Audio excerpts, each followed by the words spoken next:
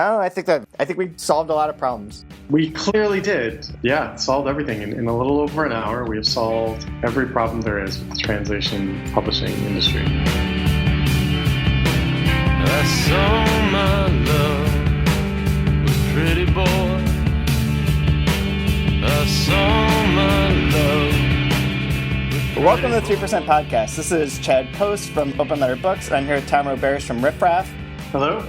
And what we were going to do this week was a couple different things. Well, one thing is that we did a podcast a couple weeks ago in which we talked about the perils of freelancing, and mostly focused on what happens when a freelancer signs a contract with a publisher and the publisher doesn't fulfill their end of it by paying on time or not paying at all or screwing things around, and how that was very detrimental to the livelihood of freelance translators. And so this week we sort of want to look at it from the opposite side and talk about the publisher and the freelancer's obligations to the publisher who's signing the same contract. And then we hopefully will be able to talk to someone from Sadia, which we mentioned on an earlier podcast as well, which is a translation, I don't know what you call it, cooperative, and get some information about that. But we're recording these two things separately, so if things seem a little janky, that is why.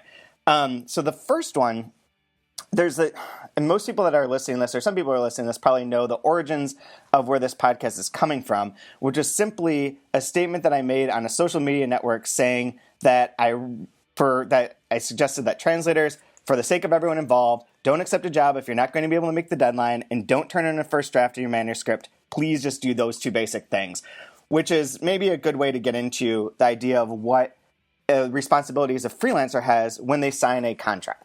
So far, so good? Yeah, I don't really have much to say. I mean, other than the fact that, I did not see all this because I'm not on that social media. You're a smart But it was person. all related to me by you and by Emma, who of course saw it because it has to do with translation.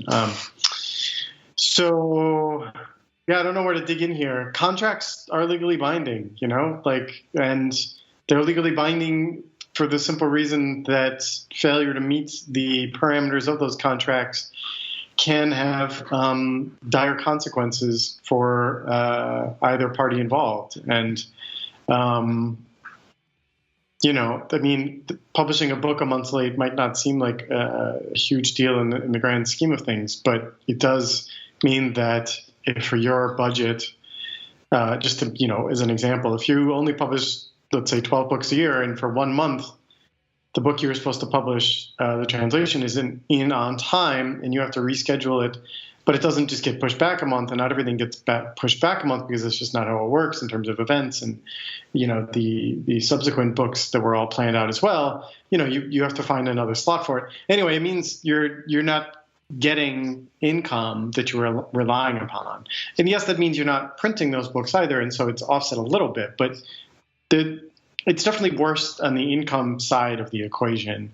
Not to mention the sort of lapse in sort of outreach and, just vague sort of presence in the marketplace that occurs when you miss a month, when you miss a book entirely. So. Yeah, and I want to get into that in more detail and more ramifications in a second too. But I just wanted to start from the idea that I don't think that this concept of if you're going to sign a contract, you've agreed to the terms of it, just fulfill it. That's it. I know that things come up. We give out extensions for, I would hesitate to say, but I think it's probably 30-40% of the books are extended, or we take into account whatever the problems might be. Everyone's sort of ability to do that. We build in extra time for this reason. But that aside, if you've agreed to the contract, do what you can to do it. It becomes, and the problem starts to become very complicated when any part of this goes wrong. And I think that as this discussion developed on the social media platform that you're not part of, it became clear that I don't think that, and we've talked about it, I don't know how many times this podcast almost exists to talk about this subject, but that I don't feel like a lot of translators, or not enough translators, understand the full business side of the equation and tend to ignore it or run ramshot over the facts of it for their own personal benefit, or to make certain arguments that aren't necessarily conducive, because I don't feel like they have the right grasp on what the whole picture is. And that this is maybe a way, and this is what I thought this podcast could do, is using that statement of like, please turn in your book on time, don't turn in a rough draft. That's it. Doing those two things as your contract, like when those go wrong, all the things that start falling apart. And like how that falls apart really impacts the greater scheme of publishing, both in terms of sales and marketing and numbers, and all of that. So just starting from that idea, like when a book is late, so we I don't want to get into any specifics of any books that we're dealing with, because this comment wasn't even necessarily related to one specific project. It's a series of things that have been, we've had a time, one of those times where everything goes wrong. Essentially, everything's just going wrong in terms of timing, in terms of books coming in terms of everything. So as a result, we have missed the ability to send out galleys in advance of publication for 6 books consecutively. This is what's going to happen and has happened. So for anyone who doesn't know, you're supposed to send out galleys to Publishers Weekly and other places 4 to 6 months in advance, right? Like you'd agree with that. Yes, and it's generally those two. Well, not those two, but Publishers Weekly, Library Journal, Kirkus. The magazines want them. The review magazines want them much sooner than booksellers want them. Right. And so, yes, but the point is, like, you still need like a minimum of whatever, even if it's 20 copies of that galley, 4 to 6 months out, or you miss the window to be included in Publishers Weekly entirely. Yep. So that is a problem. But also for us, which it might put a more special spin on it and compared to maybe New Directions, is that because we don't have the same reputation and the same pull, if we don't start way in advance, with booksellers, with people. I mean, when you send a book to a bookseller, it's not good. It does not go to the top of the pile. Like there's bunches of other books that they'll put in front of ours because there are books that are going to sell more copies, that are from more prestigious presses, that are whatever. So we have always relied upon, we're not going to get as much coverage for our books among mainstream media. We're not going to get in glossy magazines. We're not going to get on TV. We're not going to get that option. So word of mouth is really the best that we can do. And to do word of mouth, we need these books as far in advance as possible to be able to be sending them to people, talking about them, continually reminding them, continually getting them so they move to the top of the pile so that hopefully someone reads it and is like, oh, I like this book. I will display it. I will promote it. I will write about it on Goodreads, whatever it might take to actually start to get the word of mouth. Like, I think we need people to read our books for them to sell. Right. I mean, everyone needs that eventually, but you're relying on that more than, say, I don't know, whoever publishes James Patterson and that sort of just name recognition. Right? I was going to say Murakami. But, yeah, okay, even then, like, Murakami, most booksellers in America are just sort of ordering it. They might not even read the galley until, a week before it goes on sale. It's just so they can talk about it with their customers. But you're not trying to convince them to carry it in the first place. Right, exactly.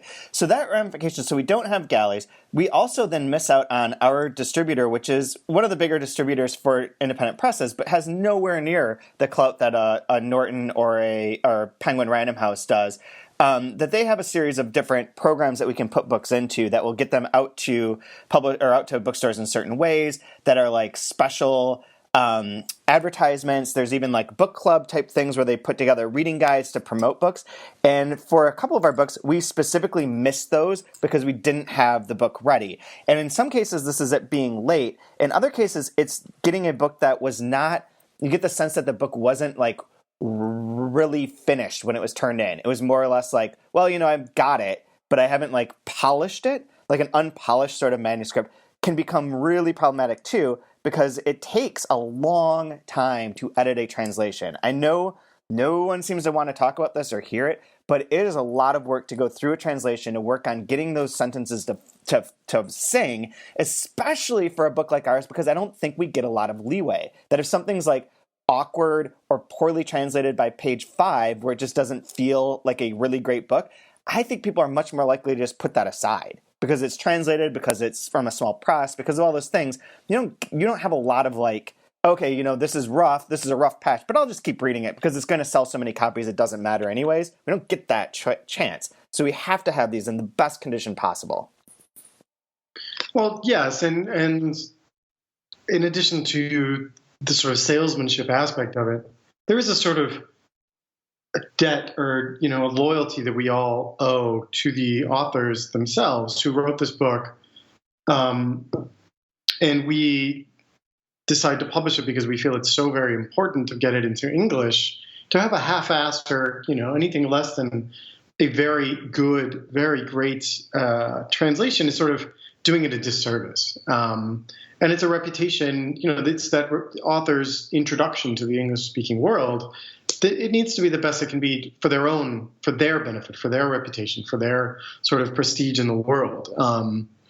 And I feel like that's another reason we all work so hard on these translations. Yeah, absolutely. And like when one thing, and this is the point that I started building to, is that when one thing starts going wrong, all of these things go wrong all at once. So taking too long for a staff of our size of 3 people, we have 3 people. For a staff of our size, if one person is tied up having to work on something twice as long as they have scheduled because of these sort of problems, either is late, it's not translated, it's not polished as well as it should be. Those sort of things. If they end up spending twice as much time working on this, then the book that they're supposed to be doing in that second half of that time is already now behind. Everything's behind. There's almost no way to catch up.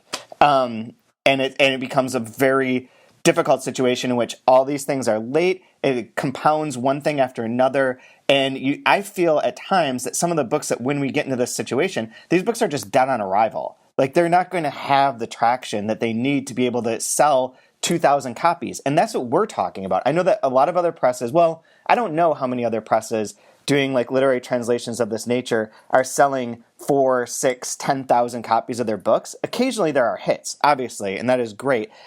But for the vast majority, we're just trying to get, if we can sell 2,000 copies of a book, that's spectacular.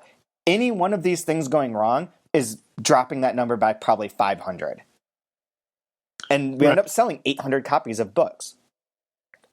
Yeah, of course. And, this happens everywhere. It's just, I'm not going to name any books in particular, but this definitely happened in New Directions where, the translation came in so late and then, you're scheduling it under less than ideal situations. It's on a list that maybe it shouldn't have been on. Maybe it feels like it also ran on that particular list. That happens. And then the editor assigned to it sort of has to sort of struggle to find time to do it. Perhaps they've lost the thread of why they wanted to publish it in the first place. There's so many like cascading effects of delays, and sometimes it works out and it's just fine, and right. But there are a lot of times where like what you're talking about, where it finally comes in and you just have this feeling like, oh God, like we've already sort of ruined our chance to make hay with this. And, it's not to say that the book coming in late, the translation coming in late is the sole reason. It's just, it does kick off a sort of chain of events that all of those events needed to be in sort of perfect working order to begin with. And if you have one mistake at the very beginning, it's more likely that there are mistakes further on down the line. Absolutely. But that's what we're talking about here. Yeah, absolutely. And even one other portion of that, like for instance, I'm going to New York tomorrow to be part of the consortium sales conference and give the presentation for our books. Some of those books, the sales reps don't have. And they've always said, like, we need these in advance of this because we at least read a part of them and try and read as if we really like them, we'll read the whole thing. And for our books, again, we really rely upon these sales reps. And for Consortium, I think that Open Letter is pretty well positioned within Consortium of being one of the presses that the reps like the books. And if they get excited about one, they've done a lot of good stuff for them. If they get excited about it, when I'm sending them a rough draft of 25 pages and saying like, okay, read this before the sales conference, and then when I get to sales conference being like, ignore that, the book is much better than what you read. I know that didn't appeal to you, but come on, give it a chance. I'll send you a new version when it's finished and when it's all polished up. That sucks. That's a sucky situation. Especially, not to put too fine a point on like the material aspect of this all, but even if that's like a Word doc that you're emailing them, like, again, you're just sort of shooting yourself in the foot on the way. Yeah, and so it's hard. And this is the part that I think that you can get into that sort of gets away from the contract part, but is that these things are happening so far in advance. And I think everyone that's involved with this process from the publishing side sort of knows that, and translators do as well, but maybe not the full extent that like we're pitching our books to the sales reps that are coming out in March of next year. We are constantly, our goal is to have translations in 1 year in advance to be able to have months to edit them, lay them out, proof them, get galleys that are basically the finished version, and start promoting them right from the start. So that's a long time. It's a long lead time, but it allows for like certain fluctuations and some of these to take care of some of these problems. So when it gets compounded and it all goes wrong, it goes wrong in a really dramatic way where we've had to redo our entire schedule for the rest of this year based on a compounding series of these sort of problems. And then what happens is we end up with the sales being lacking, and this is where the money aspect comes in, because it's almost, I don't want to get into anything that anyone in particular said about the general comment that you should please turn in a polished manuscript on time, but the general immediate reaction was, no, that's not necessary because we don't get paid enough as translators for that to be like something that you should be calling us out for, which this happens over and over. Anytime the conversation comes up about, well, you know, it'd be great if translators did X or if this were happening, there's the immediate knee-jerk response of we don't get paid enough, which is true. But I don't know where that money comes from, especially for a press of our size, and to just make everything fall into that pattern of like, well, we need more money. We need more money. We're the most, I believe one of the statements was we are the most underpaid, undervalued component of publishing because we work the most number of hours and get paid the least per hour of anyone involved in the process, of which I have one response, and that is the author. The author spends a far longer time in hopes to getting published, and they have no guarantee. And when they do get published, a good number of authors don't get anywhere near the sort of hourly rate that a translator would get. I mean, the whole business works upon someone creating something essentially for free because they want to bring it into the world, and then all these other enterprises taking that and exploiting value from it. So the author is really the source of all of that. I just have to make that point. Yeah, and that was one of the first things, like, as Emma was sort of relating a lot of this to me, I was like, I don't know who, again, that sentiment that you just related from the thread, my response was the same thing. It's like, well, none of this happens without the author who did all of this, without having any guarantee of anything. And then for a lot of authors, and I assume this has to be true in the other parts of the world, but I know if you're published by a small press in America, your advance is $5,000. Yeah. Like, that's not very much money at all. And most translations probably get more than that. Yep. And like I said, I don't know how much authors get paid in foreign countries, if it's more appropriate for their living wages situation or whatever. I literally have no idea. But I know that not everyone is getting a $100,000 advance on every book. And that they, the argument that, the author, they make their money in their home country and then it's, it cascades and everything else is just sort of icing on the cake. I don't think that's true. I mean, I'm not saying that translators have no right to make this claim, but let me make that clear, that their work is certainly undervalued. But let us not forget that translators' jobs don't exist without authors in the first place. And to make this more of a practical issue and less of a sort of capitalist sort of investigation, where does that money come from? And it's unfortunate that translated literature is sort of published the way it is now. In which, I mean, the audience has not really grown as much as we would want it to. And I don't even think it's that the audience hasn't grown. It's just that the audience generally doesn't care. A lot of readers just don't care if something is translated or not translated. And so they're not flocking to translated stuff specifically. These people exist, obviously, who seek this sort of thing out. But that core audience is not necessarily going to triple in, anytime soon. And so the question is, how to sustain at current levels the industry itself while striving to publish just a fraction more every year, more books from more people, from more voices, from farther flung parts of the world, how to keep that going while the readership itself is sort of the same pool, right? Because people aren't gonna suddenly buy more books that they don't have time to read. I don't know. It's a confusing thing. So where does the money come from, right? Like Yeah. it's a lot of supplements from grants that are done by foreign governments who want their literature published in English. A lot of it is grants, well, a disappearing, dwindling amount of grants from domestic sort of Right. foundations and organizations that give money to this thing.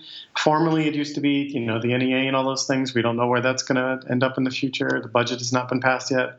But, the Landon Foundation, those sorts of things that give money to help presses like yours, that help translators individually. They exist, and they're sort of funding the industry in a weird way, for lack of a better term. But the old model was that Random House and FSG would publish a small number of translations alongside Philip Roth, if we're being polite and talking about just literary, but also alongside like cookbooks and idiots' guides and all of those sorts of things that help balance out their books and allow, the literary sort of editors to continue doing what they've been doing all those years and going out and finding those books. I don't know. I don't know what the future is once the big houses sort of stop doing so many and the smaller presses find it harder and harder to stay in business to do these sorts of things. I want to get into that too. I want to say a couple things first. One, that's the most controversial thing I'll say is we have to keep in mind too that like the idea. So a lot of the freelance translator is like a freelance translator would prefer to be able to live just based on translating alone, and translating good books, not schlocky books, but even just translating schlocky books, anything they can do to be able to survive. There is, I don't keep track of nonfiction, but we're talking about 600 books coming out last year. That is hard to justify I mean, how many positions is that really going to justify in terms of translating? But more importantly, like, this is still like we're creating a product that is for entertainment and semi-educational values to improve people's lives to some extent, but is by no means necessary. Like if these books didn't exist, the world would still continue. So all of this stuff is got a little bit of a tinge of like, yeah, it would be great if you could get paid a ton of money to translate esoteric Lithuanian literature. But is that like I don't know. There's something about it that bugs me a little bit. Like everyone, that's a great job and that would be fantastic. But the fact that you have to do other things or like that it's a struggle doesn't seem so remarkable to me, because the idea that there's enough Lithuanian poetry that you should be translating to be just a full-time job and that's an important part of society is kind of hard to justify.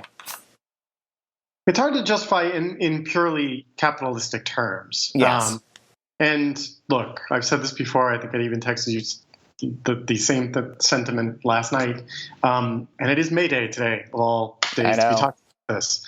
But look, I am no fan of capitalism, but that's what we have. And that is the only system we can operate in, And because that's the case, we have to recognize that demand for the product does not justify higher salaries to create that product. And that's the unfortunate reality of the equation.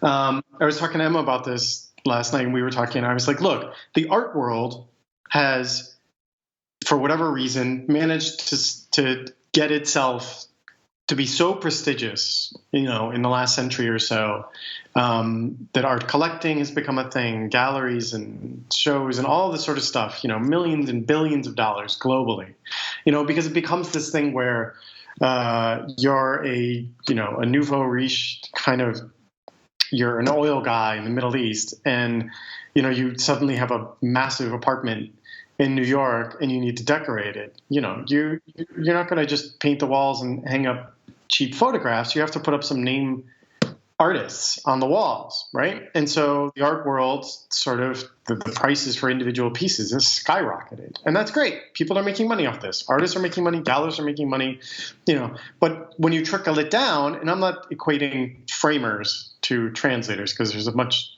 different skill set, believe Right. me, I understand. But framers, largely, that's all they do. And they can do that because they can charge what is a fair rate, which allows them to have live a decent life, allows them a living wage in New York City, just framing artwork, because the rest of the industry supports it. We don't have that with translated literature. And as much as all of us are trying to change that, there is still a cap to that because we're still selling a mass-produced product as opposed to a one-of-a-kind product. Yes. And we've talked about that before too, and it's a weird thing to sort of parse, and it makes it so you can't compare the art world to the literary world. But it's true. I mean, there's a limit to how much people are going to pay for a book translated from another language, or any book for that matter. Like a novel is only going to, you're really pushing the limits as it is at $29, let's say. If it gets to, let's say it's a 600-page novel, maybe they'll tack on a few dollars and it seems justified. Yeah. If it's got some cool color, as a paperback, maybe they can charge $18. But generally, the price is going to stay what the price is going to stay. And that's what sort of drives all of this. And you have a million options. You have a million options. So many other books that can just slot in and that are available. And that's one of the problems with growing the readership for translations, is that there are more books now, which is great. The audience is probably growing as a whole total number slightly, but that spread out over more books, that ends up being essentially the same. We could get into some of those number parts of that. One other thing I want to say about contracts, though, was the constant refrain of not getting paid what they're worth is very true, but this is an aspect of capitalism as well, in which what the market's willing to pay is based on what's available. So if, for instance, if you're a translator and someone offers you a rate of 8 cents per word, and you're like, no, I only will accept 13, that publisher can be like, okay, we'll find a different translator who'll accept 8. And that is within the purview of being a business and trying to stay in business. So that makes this relationship a bit fraught and a bit difficult, but it's kind of one of these things of like, I hear a lot of people with the like, well, we asked for this and we demand this, you should have to give it to us. And that obligation is not real. It's not real. I mean, this is where we get into a more ethical, sort of moral aspect of this. And I mean, I certainly have my opinions about this sort of thing. And it's very easy for me to say, I would definitely always pay this sort of amount. And, we've talked about at the bookstore, paying what we're going to pay our employees and that sort of thing. And that's great, but it's hard. You can't impose your morals to everyone, unfortunately. Yeah. And the rest. And because you can't do that, it's going to continue operating the way you're describing. The other side of this is, as the employee, as the worker, you have the option not to take that job. Exactly. And a lot of people will say, no, but I need that work, and this is what I do, and this is what I'm qualified to do, and I need this job. And I get that, it's a really tricky thing. It's why you see people are very, overqualified working jobs, after they get laid off from wherever. It's very unfortunate, but it's also, without sort of implementing a deeply socialist sort of political capitalist system that overarches and governs sort of everything about our employment sort of situation in this country and around the world, I don't know how you change that. And we both know that neither one of those, that is just not going to happen anytime soon. I mean, we are stuck with capitalism. That's all there is to it. Until it ends. And I honestly don't know what the solution is, but yes, to get back to what you were talking about, if you sign a contract, fulfill it, and don't justify not fulfilling it by saying that you're underpaid. I mean, you took the contract, you should do everything in your power to uphold that. And I'm just going to, put this back out there as an employer, former employer of translators, if only to guarantee yourself more work in the future.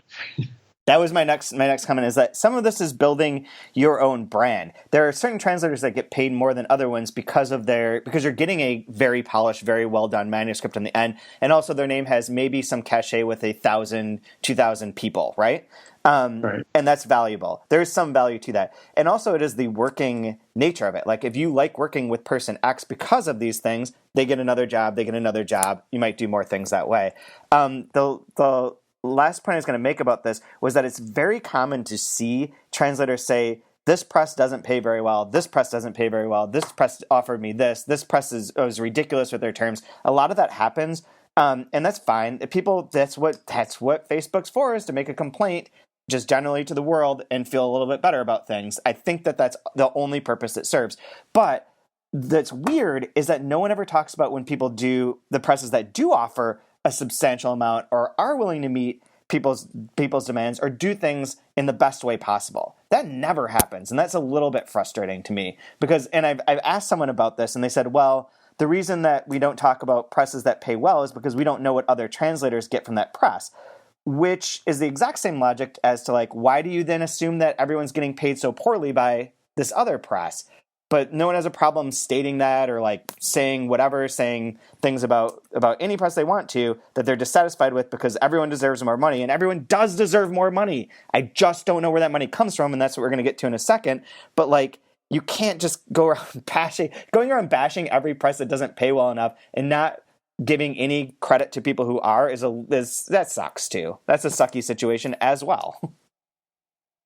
It's true. It's one of these things you can't improve the whole system without pointing to ways in which it could be better. And if there are people out there who do have good policies and do have good contracts and do pay better than others, who perhaps have a good reputation beyond just with translators, then they should be lauded and they should be celebrated, and if only so that people will look to them and say, oh, hey, what are they doing right, because we would like to emulate them. Yep, maybe there is a model like that those presses can then be replicated. Right. Maybe. Okay, so the next part of this. So this is sort of guesswork. I've put together numbers many times in my class. We go through this of like using just a startup company, not someone who has. So most publishers that exist, that have continued to exist for a long period of time, by staying in business for a long period of time, have built up a backlist that significantly adds to their bottom line every year. That is one way that they stay in business. They usually have a lot of them have diversified lists that help them stay in business, so on and so forth. But there is a lot of new presses that start up that try and like break even. And if you start with any one of those, like say a press that's existed for 3 years, 5 years, whatever it might be, frequently you put together a budget for an individual book, and it's almost impossible to see how that book can break even. My best estimates of going through this a bunch of times with a bunch of different sort of setups is that you have to sell about 5,000 copies of a book to be able to break even on it for a translation. Does that sound fair to you? It seems a bit high, but I can do it at 4,000, but 5,000 copies of a book selling for $16 with a normal discount and a normal distribution rate gets you $30,000. What are your assumptions in terms of payment for the rights? $3,500 for the rights, say $7,000 for the translator, say $3,500 to the editor, and $3,500 to the designer. And you have operating costs and rent, which is probably another $3,500, and printing of like $6,000. Well, it would be more than that. It'd probably be more like $10,000. Wow. I could write this all down. I'm not going to do that right now. Okay. But that's pretty much that. Whenever I do this and those made up numbers that are fairly close to reality, it usually ends up right around $32,000 to $36,000 per book. And so you need to sell 5,000 copies. 5,000 copies. If that's your only source of income.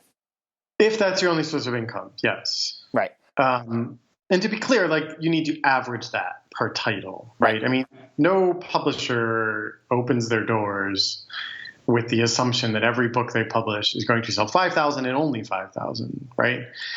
Okay, Many so will sell less, and many will sell more. You just need to average 5,000. so how many translations from translations from Knopf will sell more than 5,000 copies? Yes or no? All of them? Certainly not. No. Well, certainly not, but like the majority. They'll average more than 5,000 copies. More than half of their translations will sell more than 5,000 copies. I would say that. FSG? Maybe right around half. They publish some pretty esoteric stuff. Yeah, okay. Penguin? Penguin's tough because they've got all those classics that just get sucked up by the university systems and the libraries and like automatically sell 3,500 copies like the day they're printed. Absolutely. So they're do well. New Directions? A third, maybe. Okay. Europa? I honestly have no idea. I'd say it's probably around half. I would say probably around half too. Archipelago? A third, maybe. And then is there anyone that I've left out that's probably going to be able to hit a third to a half? Oh, God. I can't think of it. Okay, then Open Letter, no. Deep Vellum, New Vessel, Restless. The jury's still out on these guys. They're too young, right? I guess, but, Vessel's been around for a while. They're certainly not getting that many on very many books. I mean, this is sort of speculative looking to the future too, but like the main point being how many of these presses that are doing any number of translations that are the translations selling more than half, or more than half of their translations selling of 5,000 copies. Probably next to none after those big ones. Right. It's very hard to imagine. So we're starting with an amount of money that is going to be less than you're going to be losing money on this book to be on most translations. Most translations will be losing money because not half of them are earning money unless you have one really big bestseller that breaks you out for the year. You're probably losing money on the whole, or from sales alone. If sales are your only source of income, it's hard to imagine a press that does mostly translations breaking even. Yes, unless, there are different models to all of this, of course. Okay, so that's what I want to get into. Like New Directions just has been around for a very long time and is a very deep backlist that continues to sell. And that sort of, buoys everything. Yep. When I first started there, Barbara told me, it was considered like a major accomplishment if the front list broke even. Yeah. So there you go. That was exactly what you're talking about. If the front list would break even, so it was proof that the business model was sort of buoyed by the backlist. That has changed in recent years. I will say that, but it's not, an overwhelming, like a flush with money sort of situation. It's just the backlist, the front list has done better than break even. Yeah. Just not a huge margin. Let's not kid ourselves. Yeah. Right. Exactly. And that's all. And that's basically, that's more or less how it works. So we have a lot of presses that are going to have a hard time getting that point.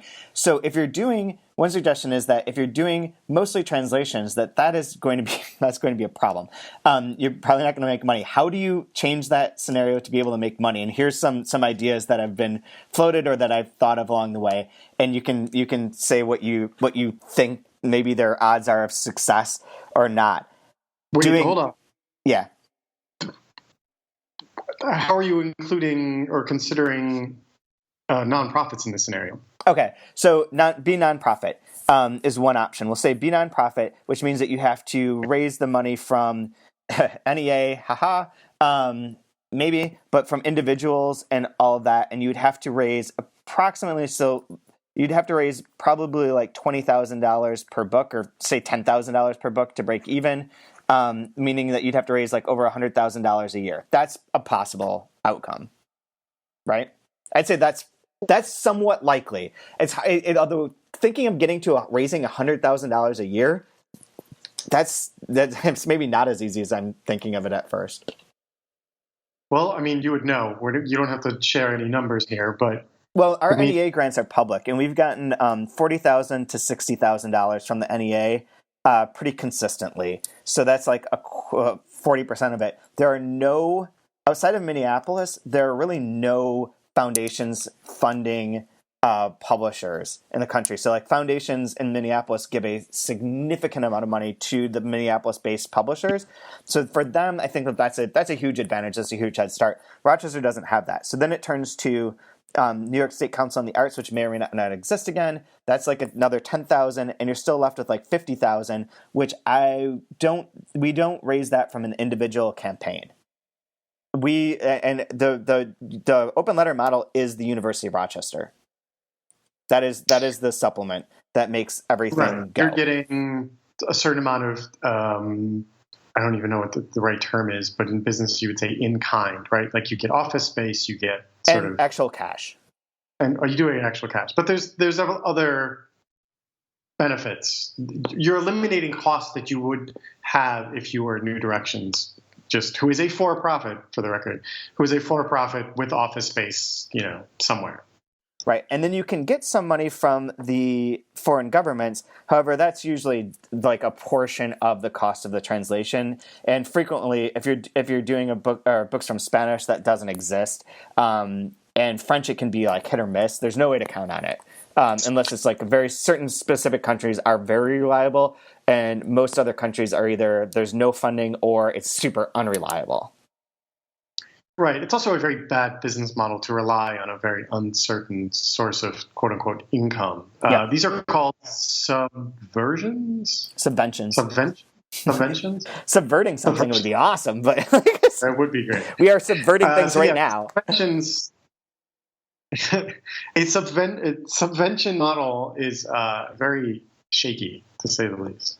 Right. So it's shaky. So the implication that I've heard in this thread that like the only way that translation presses survive is on foreign government subsidies and from donated time from translators because they're not getting paid enough by the nonprofit press is kind of a bullshit claim because we pay a very significant amount of money to the translators and none of that is going to make up this $100,000.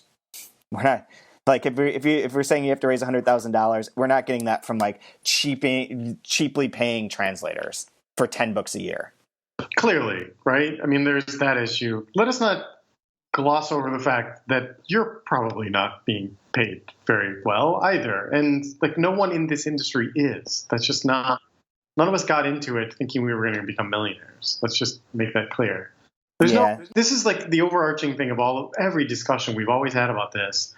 And it's unfair that translators sort of bring this out on us, but it's like, hey, look, if the copy editors of America had access to our ears and wanted to complain about this, their rates of pay, by all means, I'd love to talk to them. Don't ask Kai to be on this podcast. But I know what their pay is, and it is abominable. Yeah, the whole point being that there is not some like Scrooge McDuck vault of gold doubloons that we're all swimming in and, occasionally throwing one out the window to the translators. Like no one is rich in this scenario. We're trying to divide up the pie as best we can while doing something that we really love. And that's all there is to it.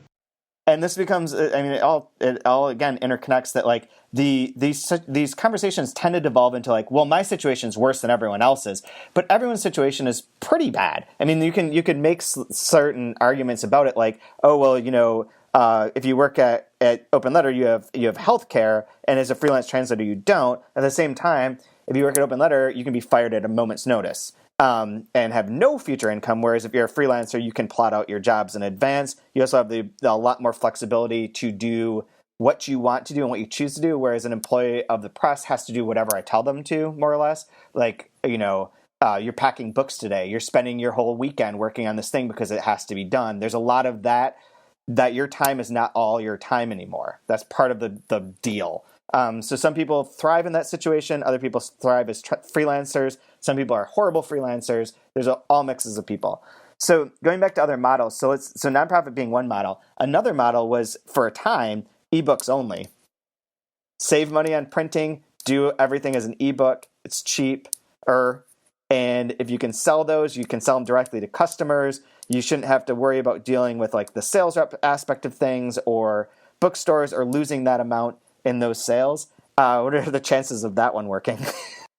Well, yeah, clearly those have not worked. There's also the OR model, right, which is print on demand direct from the publisher, so they're not paying distribution costs either. Do you think is OR working? Does that work well for? Would that work well for a press doing mostly translation? I mean, for all intents and purposes, they might as well be doing something like that, considering these sort of books that they do. I mean, they're definitely doing niche things. That said, I mean, yeah, they're not paying the cost of translating books, but their sales are probably, the same. They probably sell, between 2 and 5 of most books, and then every once in a while have something that sells 20,000. Like the Sarah Palin. Right. Okay, so to get to that, so the main, I think the main baseline that people would try and implement is most of our books aren't going to sell, but we need 2 or 3 that are going to sell an astronomical sum to be able to offset all the other losses. Okay, so I'm going to take Open Letter out of this in the sense that I'm going to leave us in it. We are basically trying to do one thing as a nonprofit, and that is promote translations, promote international literature. We do all this altruistic stuff, like find ways to get money to translators through the Best Translated Book Award, promote their books that are not ours through the 3% blog, all that kind of stuff. If we wanted to focus just exclusively on we'll raise our money from the NEA, we'll get money from the U of R, but to really be stable, we need to get a few books a year that are selling a ton of copies. Okay, way number 1 of doing that, do romance novels and science and thrillers. Would we suddenly be able to sell 6,000 copies of each of those, do you think? These are translated thrillers / romance novels? Yeah. I mean, I don't know that your current distributor is set up to facilitate that, but okay. That was my point. They can probably adapt to it quickly enough, I suppose. It's also it's a different distribution model. Like suddenly now you're printing mass markets instead of regular trade paperbacks, and those mass markets need to get into what are not traditionally outlets that you would deal with, meaning like Target and airport bookstores and that sort of thing. Yeah, I have a hard time imagining if we were like, we're going to do this romance novel, Costco will sell it. Costco actually selling it. Right. It would take a lot of effort to make sure Costco is selling it. It would take a lot of new skill sets, too. It would also probably take you doing 5 of them before they would take one. That's true. And a lot of work to even figure out which of these books to be doing. Yeah. I mean, yeah, especially if it's something outside of what you already are familiar with. I mean, these are different publishers in these other countries. These are different agents and representatives that you're going to have to deal with. I don't know what makes a good romance book. Nor do I. That's sounds really facetious, but I think it's actually a true thing that if you were to say okay, the best way to supplement our income is to start doing romance books. They sell really well. People love them. I think that we would pick poorly for a good couple years. I think you'd have to read so many romance novels to figure out this is what people really like about them. And then be able to find ones that sort of fit that. I'm not saying our books are popular, but I sort of know what our audience responds to a little bit. I know it makes a good work of fiction, I think. Maybe that's wrong. That's a bad example. But I know that when it comes to romance novels, I would pick poorly. Well, yes. As we would all. Although I was in the grocery store today staring at the rack of books that were 90% romance books. And there was one called $1 Million Cowboy. Yeah, I love it. And the picture was of a sort of trim.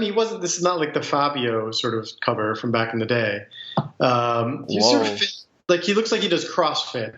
Cowboy, wearing just a vest, no shirt on underneath, clearly truly ripped 6-pack, leaning on a wooden fence. And I forget so it was $1 Million Cowboy, and then the subtitle, or I don't know, maybe it was an indication that it was part of the series, said part of the Cupid Texas book, or a Cupid Texas book, or something like that. Yep. So that's. I feel like you could learn something by just looking at that cover. That's true. We should just put that on all of our covers. Make that the cover for all of our books. Just trick people. which would never work. But so that would be hard. I think that that's maybe an option for people, but I don't know. And then if you could get those to sell, then you could use that money to pay translators of the other books better, which would be, I guess, good. But you might also you would also need to balance that with that. If you have 2 or 3 books a year that are selling particularly well, using that to invest in your own infrastructure. Like when Grey Wolf hit it big with Pierre Pedersen and a few other things, Citizen most recently, but Pierre Pedersen was the one that sort of set them up into a new world of money and of stability. Like, they didn't just turn around and be like, okay, we're going to like spend all of this newfound wealth on translators. They did up their advances so they could buy books that had a better chance of selling from bigger named authors, but they also saved a lot of it so that if things go wrong, you have a reserve, a cash reserve, and also started hiring more people and having more people doing more books, doing more things. It wasn't immediate, like, if we sold all these books, then we can just take that extra money and throw it into the translators. Because that wouldn't be a smart business operation. No, of course not. I mean, it's not like Europa, when they started making money on the quartet, is it a quartet? They didn't start, just giving translators tons and tons of money. They didn't start paying for the rights to foreign books, offering 10 times what they used to. No, they did what they did, what they had always done. And part of investing in infrastructure is one thing, but also putting money in the bank, because there will be fallow days ahead. Yeah, absolutely. You're not going to sell at that rate forever. You're not always going to have a year where you have, a bestseller. You got to plan for years when you don't. Absolutely. That's why there was someone who suggested that, like, for presses that were paying poorly for their translations, that the press should offer 100% of net profits, should there be any. Like, and they're like, I don't know why that doesn't happen. Well, this is exactly why that doesn't happen. Because if you have a book that's profitable, that money needs to be used to bolster your company, not just the translator of that one book. Okay, another option: stop doing all translations. Wait, I'm sorry. Back up a second here. Somebody suggested that the translator get 100% of net profits? Yes, I have it right in front of me. Not the author. The translator. Should a translator with zero ownership in a for-profit press really have to bear the same risk as the press itself, or even a nonprofit with salaried editors? I don't think so, and these low offers are never accompanied by anything conciliatory, such as, say, 100% of net profits, should there be any. I suggested that scenario and was summarily rejected, which makes me think that the press's claims that they, quote-unquote, don't make anything are not grounded in good faith. If they don't make anything, what do they have to lose by promising me non-existent profits to make up for low wages? Wow. I mean, 50-50 is a very common model of net profits. Going back to like the factory record days is what they did way back when. But 100%, that's just crazy talk. That's crazy talk. It makes no sense. Even 50-50 is nuts, because like you'd have to pay off all of your costs first, obviously. And then if there's any proceeds, that would mean that for you to continue to survive, every single one of your books would have to earn out. Like if it's 50-50 split between, or 50-25-25, 50 to the press, 25 to the translator, 25 to the author, that sort of makes sense to me. But like if it's all going away, then you're like, yes, we struck it rich. We finally have a book that can help us subsidize our operations. And you're like, oh no, but we don't get any of that money. That money goes to someone else. That would be weird. That would not be a good model. No, that would not be a good model. I think it worked with factory records because their two costs were producing the records and like literally producing the records and then like promotion, right? Yeah. Much simpler time back. Much simpler time. Now there's so many costs that are outside of the company, like paying the printer and all of that sort of thing. Yeah, no, that's just crazy. Okay, move on. Okay, yeah, not doing as many translations, doing mostly English writers to subsidize the 2-3 translations a year and paying the translators very well on those 2 or 3 translations a year. I mean, obviously that works. I mean, that's every publisher that isn't you and you and Deep Vellum and New Directions and whatever, New Vessel, the small publishers. Archipelago, yeah. So like, if that happened though, if all of these presses needed to do that, that would work and it would also trim the total number of translations pretty quickly, I think. Yes. So and maybe I'm just, because I'm so immersed in it, it seems like there are more and more translators every year. If the increasing number of translators are fighting over fewer and fewer jobs, that's not good for anybody. No. Yeah. So cutting back translated is not a good idea. Yeah, I think that as a whole, that would be detrimental to the field. Yes. I think one person that seems to be paying pretty well, according to people, is Amazon Crossing. Although there is an article about them in the Seattle Times in which there is like skepticism about Amazon because of Amazon's overall practices being like, well, I don't know about translating for them.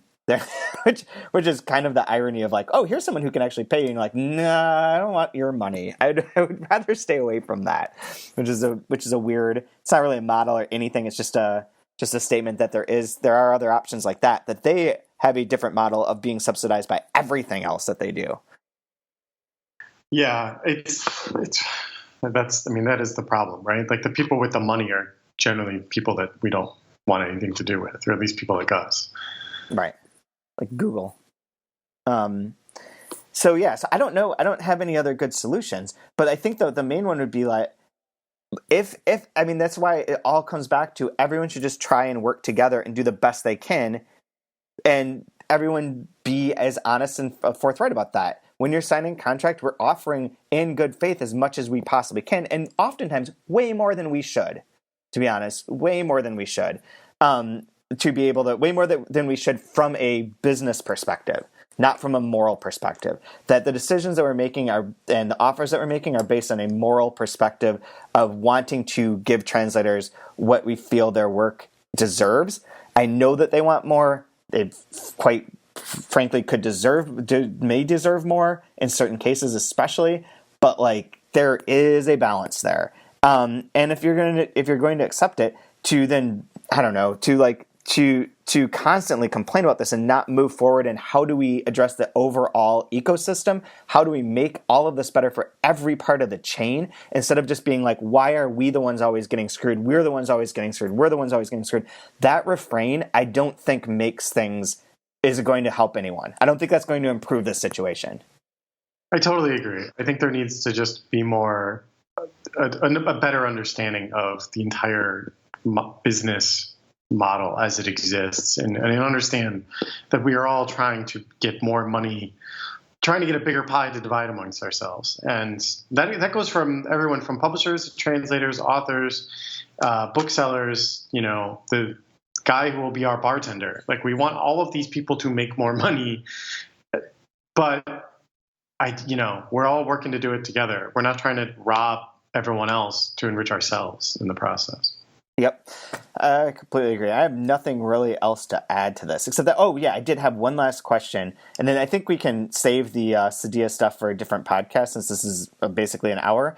The last question I have is, so there was mention from Daniel Hahn, who is a translator and used to be the head of the British Centre for Literary Translation in the UK, that in the UK, they've done a lot of like educational seminars to promote the idea to translators of how the industry works, and what, from a publisher's perspective, what all the moving parts are, what's important to them, how the system works.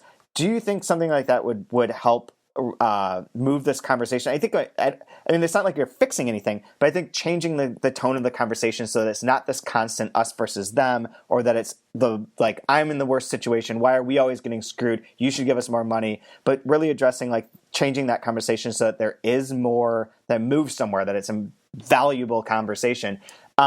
Would something like that help? And if so, like, how could that be implemented here?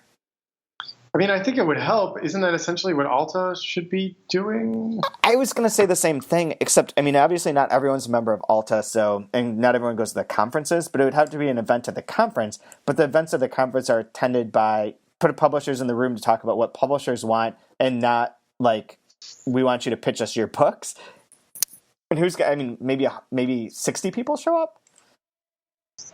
I guess it's the best option. It's the best option, but it's not a very fast-moving option. And I feel like what we've been doing on this podcast for so long is sort of that. And it's frustrating to me that I don't think that it gets through very often. Well, I mean, yes, we're not going to breach every translator out there, just like Alta isn't going to sign everybody up or get everybody to go out to wherever their conference is and get everyone in the same room or anything like that. How is it that where did you say the one from Daniel is? Oh, they do it in the UK, and it's But where is I think it was part of the translation BCLT, but I'm not entirely sure because he used an acronym. Trying to find it now. He used an acronym that I wasn't familiar with. I think it was ITC. Is that a thing? Right. Yeah, but I think that's what it was. In the UK, I mean, one, it's a much smaller country. London truly is like the epicenter for everything in a way that, yes, publishing is centered in New York, but it's just not every translator doesn't live anywhere near New York. It's very hard to get everyone in a room to talk about these sorts of things. Penn, again, should be one of these places where this sort of thing should happen. The problem is the people who need this, or the people who should need this the most, and then who would go on to, operate with the understanding of these things the best throughout their career would be young translators, people coming out of universities, programs, and that sort of thing. And getting a sort of the way that translation is usually taught in universities in an academic setting is so clearly focused on like how to actually translate, and very little of the business is ever introduced. And maybe that's how it should be, that, it shouldn't be sort of sullied when you're trying to get people interested in this stuff in the first place. But it should sort of be there at some point. And the students here have to take that class. Yes. But the other problem is it needs to be like once these young translators have actually met with these sort of issues. It's all fine and good to speak about it, theoretically in their classroom, but they won't really be able to contextualize these issues until they start actually talking to publishers and talking to other translators who have been doing it for a few years. I don't know, maybe set up some sort of mentoring program so that people can be in touch over email or phone or whatever and just sort of talk about that sort of situation. In fact, that might be the easiest way, is like, get people from Penn, established, Words Without Borders sort of translators talking to younger translators, but also publishing people, editors, people like yourself, Barbara or whoever, Tynan, somebody who has time to talk to, these people, but totally outside of the context of, hey, are you going to publish this translation? But truly just like, here's how the business works. Here's what you should understand when you pitch things. Here's how the money works. Here's how much it costs, and so on, so on. I don't know. I don't know how else it could be done except from like a one-on-one sort of small scale sort of mentorship, for lack of a better term. Yeah, and it is sort of that problem of like you have to reach those people in that way, and like you say, the younger translators would be the ones that most benefit by it. But really, once they're hitting that point that they need to, and then the other people who are already established that would really benefit from it might self-select them out, so self-select out of learning that. Like if you wanted to get access to that information, you might just not, because you already feel like you have whatever you need. And those people might also be ones that would greatly benefit from it, but do not know what they do not know. There is that as well. I think we solved a lot of problems. We clearly did. Solved everything. In a little over an hour, we have solved every problem there is with the translation publishing industry. At least we laid it out. On May Day, when you shouldn't be working at all. So. Yeah, we have 2 events today. I have to get everything ready to leave for New York and all that. So, anyways, so we took a little time out to help try and make statements. I don't have anything else to add to this at all. Do you have any rants or raves? I will just say that I'm sure we got everything wrong and that people have plenty to complain about. That's it. Yeah, that's what we want to do. I do have the rant that that all the ESPN firings cost me a True Hoop podcast. I think it's gone forever. And that's disappointing to me. I think that sucks. I know it sucks that everyone lost their job. It really sucks that I don't get to listen to this podcast anymore. So it goes. So it goes. Oh, well, okay. I think that's it. I saw my love with pretty boy. I saw my love with pretty boy. So say goodbye to pretty boy. Scrooge McDuck, vault of gold doubloons.